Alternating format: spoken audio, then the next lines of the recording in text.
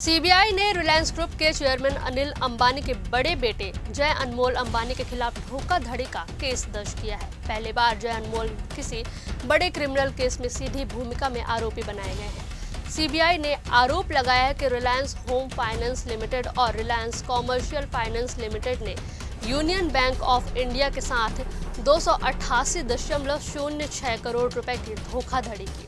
Bank ने जो loan general purpose corporate loan के तौर पर दिया था उसे नियमों के खिलाफ डाइवर्ट कर दिया गया। सीबीआई अफसरों के मुताबिक आरएचएफएल और आरसीएफएल ने अलग अलग लोन लिए और कागजों में उनका उपयोग कॉर्पोरेट जरूरतों के लिए दिखाया गया, लेकिन जांच में सामने आया है कि इन फंड्स को नियमों के खिलाफ दूसरी कंपनी में ट्रांसफर कर दिया गया है, जो कि कॉर्पोरेट लोन गाइडलाइंस का सीधा उल्लंघन है। सीबीआई ने एफआईआर दर्ज कर पूरी फंड डाइवर्जन चेंज को खंगालने की शुरुआत कर दी है। कई अधिकारियों से पूछताछ की संभावना भी जताई जा रही है। फिलहाल यह केस शुरुआती जांच के चरण में है।